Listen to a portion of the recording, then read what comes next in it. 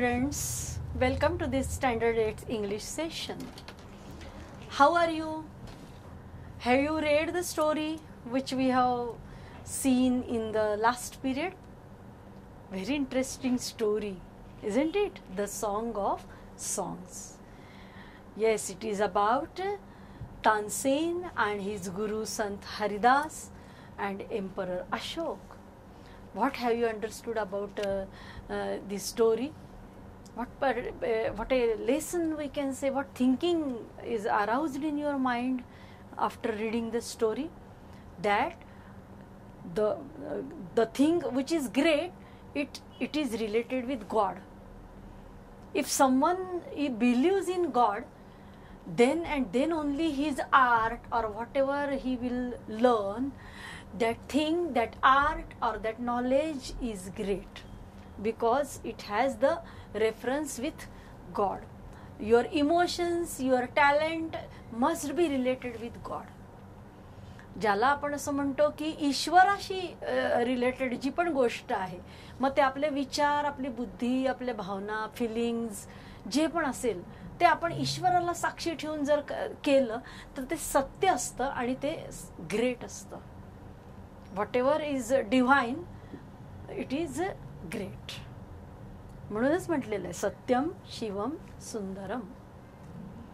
जी म्हणून गोष्ट बघा तुम्ही निसर्गामध्ये सुद्धा तुम्ही जर if you will observe around you in nature the things, whatever waterfall or some scene, natural scene, scenery, if you will observe mountains and bluish thing you will see in between mountains, all these things look so nice. Why? Because God has created all these things and God has created that particular scene. We believe it and that's why it looks nice, isn't it? It is not man-made. So music, great music is also, it has the relation, or whoever is the singer, he must believe in God, and then only his art becomes great.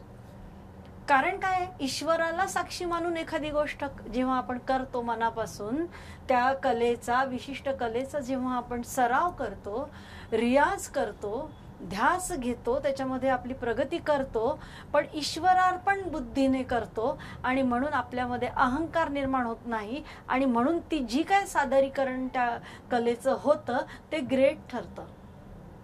कारण ईश्वरापुढे आपण नम्र होऊन ती गोष्ट पुढे जात असतो त्याच्यामध्ये, म्हणून की हे तो घडवून घेतोय ईश्वर म्हणून. तर असे हे संत हरिदास पण होते, डिव्हाइन त्यांचा व्हॉइस होता आणि हे तानसेनला माहीत होतं आणि म्हणून तानसेन जरी ग्रेट होता तरी तो आपल्या गुरूंपुढे नम्र होता. हे आपण पाहिलं पहा आधीच्या तासामध्ये. Yes, now let us see the English workshop on page number 62. Some easy activities we will solve and some activities I will ask you to do at home. Okay, now just see on page number 62 the second activity. From the story make a list of words related with music. आता इथे list दिलेली आहे की 8 हे दिलेले, पण हाच question तुम्हाला वेगळ्या प्रकारे पण विचारला जाऊ शकतो की म्युझिक आणि मग त्याच्याशी रिलेटेड अशा गोष्टी की ज्या तुम्ही असं वेबमध्ये लिहू शकता. वेबमध्ये याच्यामध्ये तुम्ही त्या गोष्टी लिहू शकता, असा पण प्रश्न या ठिकाणी विचारला जाऊ शकतो परीक्षेमध्ये. पण ठीक आहे, आता इथे जसे आपल्याला वर्ड्स दिलेले आहेत ज्या पद्धतीने लिहायला तसे आपण इथे लिहा तुम्ही वहीमध्ये. पण ही पण गोष्ट लक्षात ठेवा की एकदा आपल्याला कळलं ना की काय करायचं आहे तर तो प्रश्न कसाही विचारला गेला परीक्षेत तरी आपल्याला त्याचं उत्तर लिहिता येऊ शकतं. From the story make a list of words related with music. From the story, म्युझिकशी संबंधित जे शब्द स्टोरीमध्ये आलेले आहे ते तुम्हाला लिहायचे आहे. मग आता कोणते कोणते आले, स्टोरी जर तुम्ही चांगली वाचली असेल किंवा आता जरी तुम्ही निरीक्षण केलं तर तुम्हाला एक एक सापडतील पहा काही काही गोष्टी. तर कोणते कोणते शब्द सापडतात तुम्ही शोधण्याचा प्रयत्न करा. मी तुम्हाला फास्टमध्ये, कारण मी शोधून ठेवलेलं आहे ते वाचताना, म्हणून मग माझ्याजवळ ती लिस्ट तयार आहे. पण तुम्ही हे करायचं आहे. मी तुम्हाला थोडेसे सांगते. तबला, तानपुरा, नंतर उस्ताद जी नाही का म्हणत तो अकबर, उस्ताद, म्युझिशियन, राग हे शब्द आलेले नाही का. सुरुवातीला तो राग दरबारी गातोय ना तानसेन, म्हणजे मग राग हा शब्द, हे सगळे म्युझिकशी, क्लासिकल म्युझिक अर्थातच मी तुम्हाला सांगितलं मागच्या तासामध्ये क्लासिकल म्युझिक म्हणजे काय आणि फोक म्युझिक म्हणजे काय.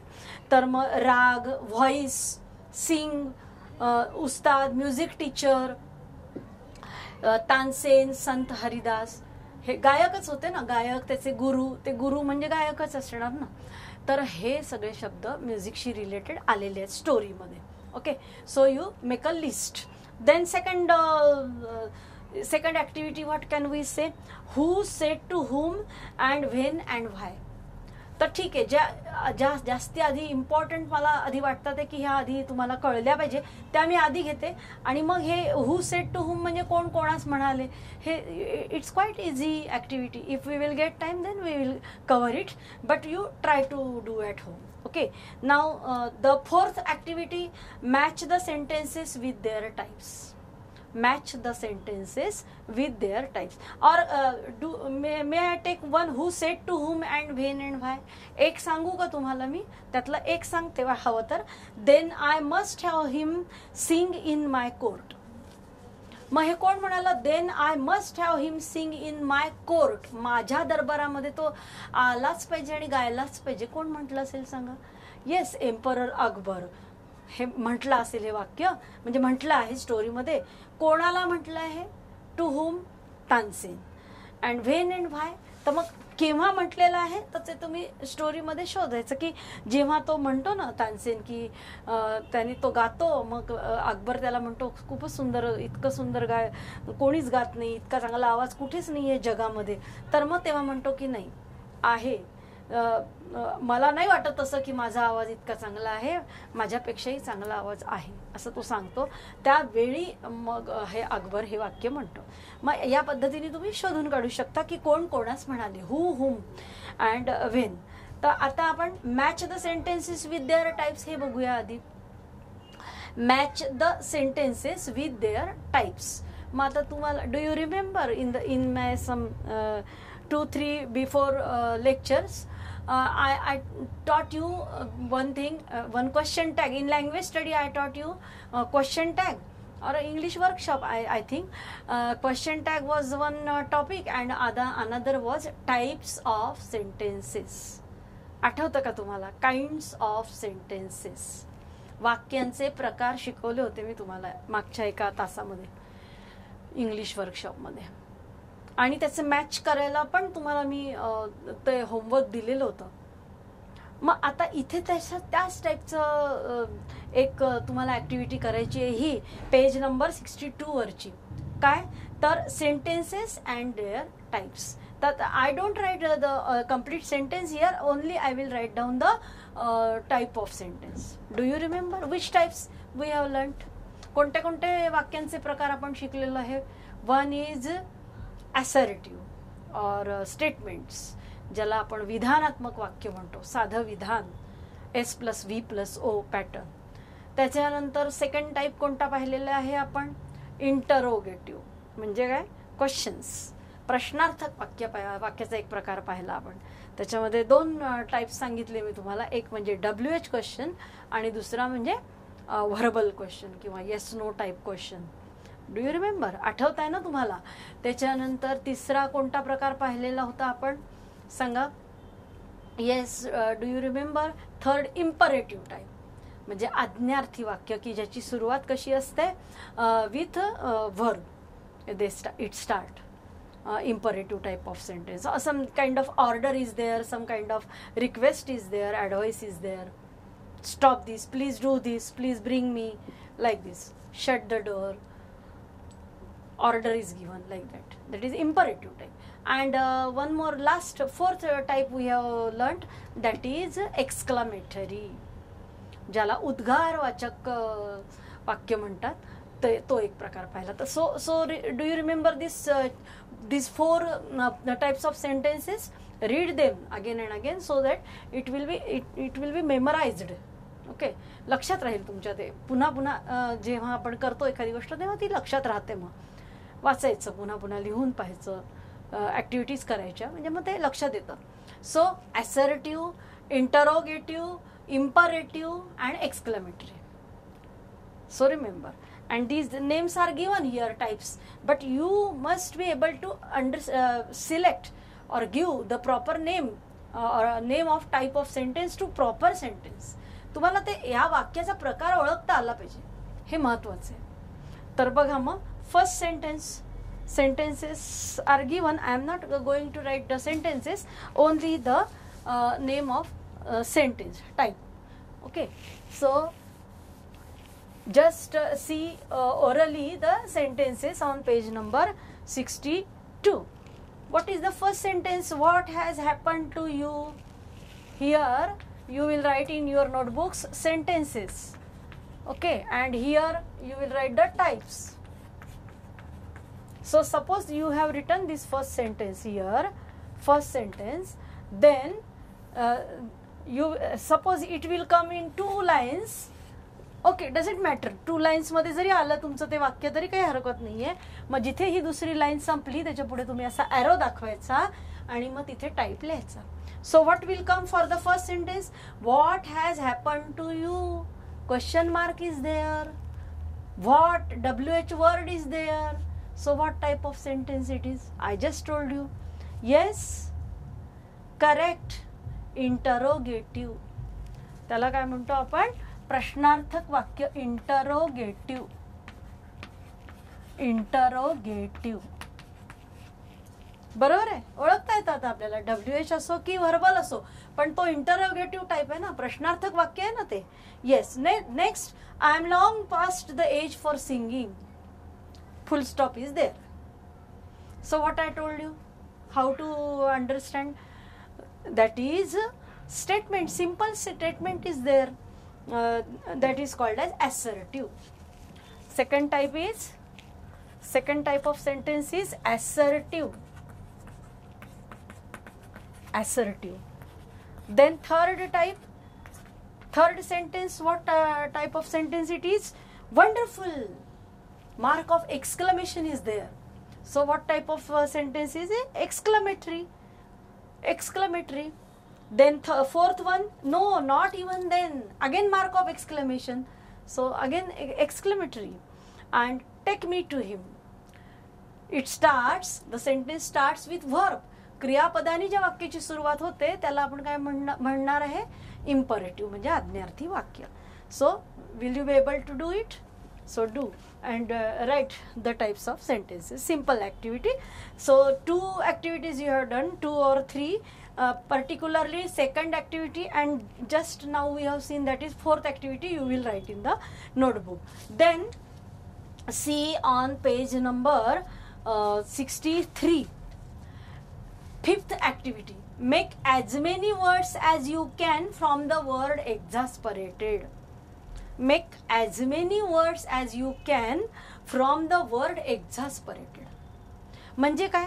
एक्झास्परेटेड हा शब्द दिलेला आहे बघा, नीट बघा तुम्ही, पेज नंबर 63 वर बघा.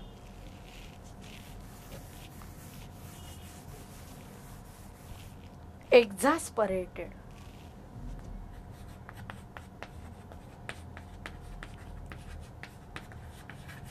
हा शब्द दिलेला आहे तिथे, पण कॅपिटल लेटर्स मध्ये दिलेला आहे पूर्ण. एक्झास्परेटेड, त्या शब्दामध्ये जेवढे लेटर्स आहेत, लेटर्स म्हणजे अक्षर, त्या अक्षरांचा वापर करून तुम्हाला जितके शब्द बनवता येतील, त्याचं काही बंधन नाही की तुम्ही 3 अक्षरीच बनवा, 4 अक्षरीच बनवा, त्याचं बंधन नाहीये तुम्हाला. So try to make as many words as you can from this single word, which is a quite big word. But use, what is the compulsion, what is the rule? You must use the letters in the same word. ह्याच शब्दामधले अक्षर वापरून तो तयार झालेला पाहिजे शब्द. मग बघा, बघू, लिहा, हवं तर प्रयत्न करा सांगण्याचा किंवा लिहिण्याचा. बघा कोणते कोणते शब्द तयार होतात पहा. Speed. Then I just write 1-2 sentences and then I just tell you orally. Okay. Then read. Just try to see that these letters are there or not.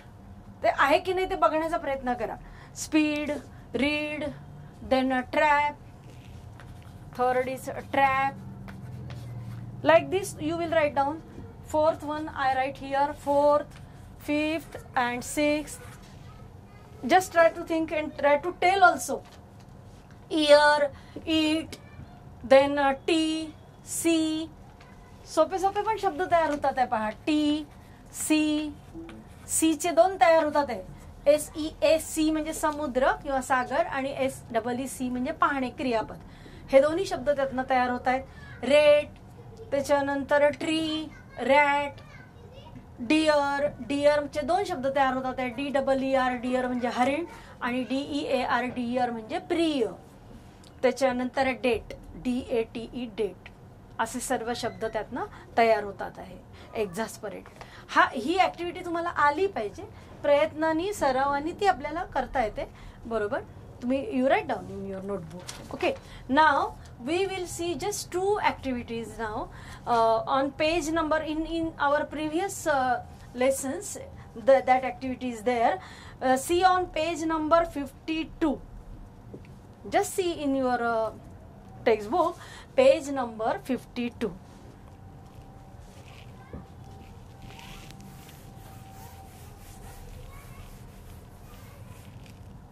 Page number 52. What is that activity? Word game or word play. Word play is there, and in that word play we are not going to see all the games from the word play. Only one activity I am going to cover today, that is word chain. या word play मधली आपण एक activity आता बघणार आहोत या ठिकाणी फक्त, आणि ती म्हणजे वर्ड चेन. आता चेन म्हणजे काय माहिती आहे तुम्हाला? साखळी. आणि वर्ड म्हणजे काय? शब्द. शब्द साखळी. हा काय प्रकार आहे तो आपण बघणार आहे, कारण येतं तुम्हाला परीक्षेमध्ये हा प्रश्न. जास्त करून तुम्हाला सुरुवातीच्या जो कंपल्सरी एक क्वेश्चन असतो 10वीला सुद्धा, बोर्डाच्या परीक्षेत 9वी 10वीला वगैरे, तर त्या दृष्टीने 8वी पासूनच सुरुवात तुम्ही केली पाहिजे. तर मग वर्ड चेन बघा. तर पेज नंबर 52 वर बघा की त्यांनी काय सांगितलेलं आहे. वर्ड चेन म्हणजे काय? Word chain is a word game that begins with the letter that the previous word ended with. म्हणजे बघा, उदाहरणार्थ टीचर. मग टीचर मधलं शेवटचं अक्षर काय आहे? टीचर मधलं शेवटचं अक्षर आहे आर. मग त्या आर वरनं आपण शब्द तयार करूया. रीड. मग which is the last letter here? D. So what will come there? Doll. Then which is the last letter of this word? L. Then we can say lamp. Lamp. And then what is the last word of lamp? P. Then we can say pad. Pad. Likewise, this word chain can be prepared. Have you understood? You can do it. With practice, you can easily do it. So, have you understood about this? Teacher, then read, doll, lamp and pad. Now, here in examination, you are asked to do the verbs, the chain of verbs, the chain of nouns, then chain of general words. Then we can say chain of adjectives, like this. So we will take just one example. That is this one we have taken the example of nouns. These are the nouns. Now let us take the example of verbs. Suppose give. Give. Then what will come here? Give. From E you will make another word, earn. But it should be verb. क्रियापद असलं पाहिजे. जो शब्द तुम्ही तयार करणार तर क्रियापद असलं पाहिजे, त्याला आपण वर्ब म्हणतो. Yes, earn. Then from N you have to prepare the another verb, narrate. Narrate म्हणजे काय? सांगणे, कथन करणे. Narrate. Then from E you can write the verb as ईट.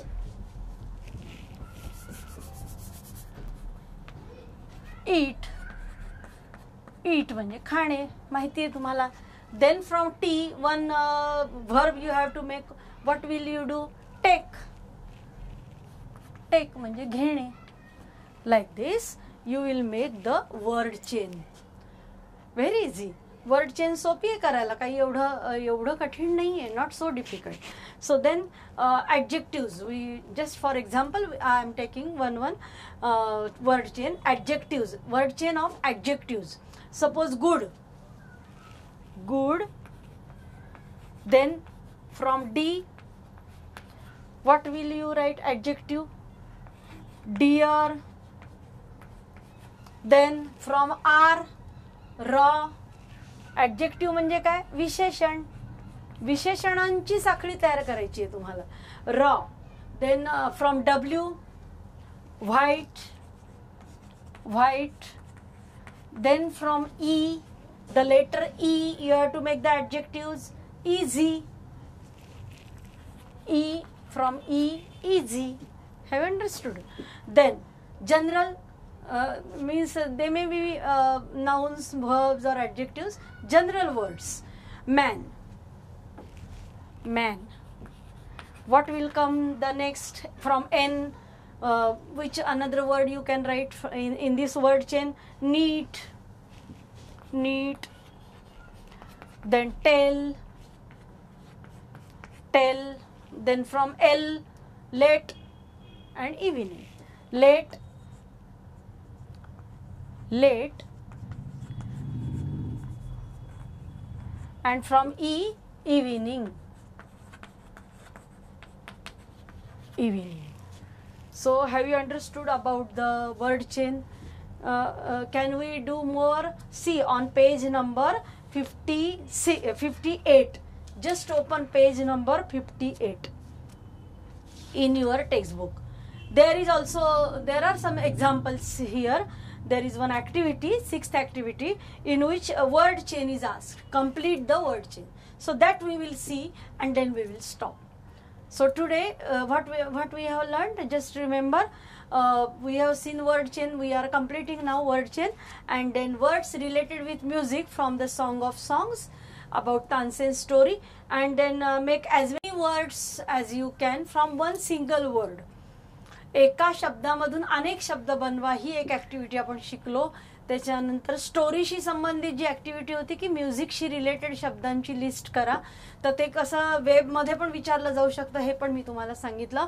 आणि त्यानंतर आपण मागचा जो राहिलेल्या वर्ड प्ले मधला भाग होता त्याच्यातला काही आपण आत्ता कव्हर केला, आणि तो म्हणजे वर्ड चेन. वर्ड लॅडर वगैरे पण तिथे आहे वर्ड प्ले मध्ये, परंतु आपण ते आत्ताच नाही शिकणार आहे. If we will get time then we will learn. ज्या आधी सहजपणाने तुम्ही करू शकता ॲक्टिव्हिटीज, त्या गोष्टी मी आता कव्हर करणार आहे या तासांमध्ये, ह्या केबल टीव्हीच्या तासांमध्ये. Okay, so word chain is quite easy. Have you understood?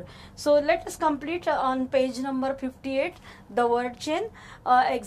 one example is given, that is eat, tiger, run, nose and easy. So likewise try to do sky, yak, kind, dear and report. Or some easy I take cloud. Second I will take. Okay, word chain second I will take word chain, and then you will complete them at home. Remaining word chains you try to complete by your own. Okay, so what will take I? Cloud, duck, king. Cloud, then duck, then king.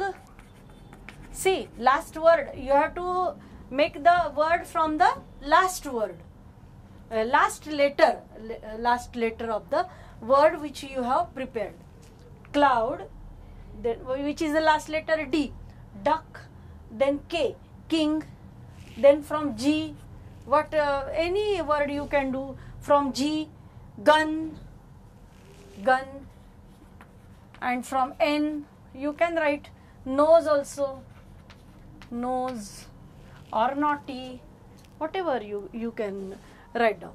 Then wind, deep, pray, yawn, star, ration, nation, nut. So like this, why, yell, love and eager.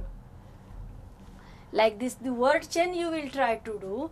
Then the words related with music you will write down, and then make as many words as you can from the given word. म्हणजे तुम्हाला लक्षात आलं असेल की या सगळ्या activities वर्डशी संबंधित आहे. आणि वर्ड ही गोष्ट अशी आहे की इट इज युअर व्होकॅब्युलरी. जेवढे शब्द तुम्हाला असे माहिती होतील, बघा आपण प्रत्येक नवीन लेसन शिकताना किंवा पोएम शिकताना न्यू वर्ड्स देते मी तुम्हाला, किंवा तुम्हाला सांगितलंय की मार्जिनमध्ये तुम्हाला वर्ड्स दिलेले आहे प्रत्येक टॉपिकच्या, लेसन असो की पोएम असो, आणि त्या मार्जिनमध्ये त्या न्यू वर्ड्सची मिनिंग्स पण दिलेले आहे in English. You must understand, try to understand in English only, but we can take help of our mother tongue for our understanding. आपली जी मातृभाषा आहे त्यातनं आपण शिकण्याचा प्रयत्न केल्यानंतर, थोडा जास्त प्रयत्न केल्यानंतर जास्त समजतं आपल्याला, म्हणून आपण त्याची मदत घ्यायची आहे मातृभाषेची या ठिकाणी. पण एखादी भाषा शिकताना आपल्याला त्या भाषेतनंच जास्तीत जास्त त्याचं एक्सप्रेशन कळलं पाहिजे. म्हणून हे इंग्लिश मिनिंग्स जे आहे बाजूला ते पण तुम्ही पुन्हा पुन्हा वाचले पाहिजे. खरं तर तेच तुम्ही लिहायला पाहिजे वहीमध्ये. हे मराठी अर्थ मी तुम्हाला तुमच्या समजण्यासाठी देते, म्हणजे तुमचं अंडरस्टँडिंग वाढावं आणि मग तुम्हाला ती स्टोरी किंवा ती पोएम छान कळावी एकदम. For your better understanding I just take help of mother tongue. तर हे लक्षात ठेवा की आपल्या इंग्लिश टू इंग्लिशवरच जास्त तुमचा हे आला पाहिजे, भर आला पाहिजे तुमच्या अभ्यासाचा. Okay, so try to write the new words, their meanings in English and try to read them. हे जे लेक्चर्स असतात किंवा आपले टीचर शिकवतात आपल्याला, तेव्हा ते काय, कोणत्या शब्दांचा काय उच्चार करतात, कशा पद्धतीने रीडिंग करतात, याचं तुम्ही निरीक्षण केलं पाहिजे, हे याकडे लक्ष दिलं पाहिजे आणि तोच सराव तुम्ही घरी केला पाहिजे. So try to do this at home and read this story, read the do the activities in your homework. And one homework I am going to give you is this, that you must read the story of Tansen at home. This is only the homework I am giving you this time. हेच तुम्हाला मी assignment दिलेलं आहे या ठिकाणी, असं समजा. अर्थात हे बाकीच्या ॲक्टिव्हिटीज पण तुम्ही सोडवणार आहातच वहीमध्ये, परंतु त्याच्या जोडीला अजून रीडिंगचं तुम्हाला मी होमवर्क दिलेलं आहे की you must read your self. काही शब्दांचे अर्थ आपल्याला अगदी मायन्युटली नाही कळले तरी हरकत नाही. Overall meaning you must understand of some paragraph.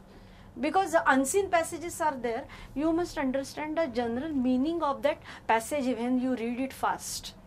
म्हणून मी तुम्हाला फास्ट वाचून दाखवलेलं आहे आणि वाचता वाचता मध्ये मध्ये एक्सप्लेन केलेलं आहे. तर तुम्ही असं एकदा आता तुम्हाला स्टोरीची आयडिया आलेली आहे तर you try to read at home.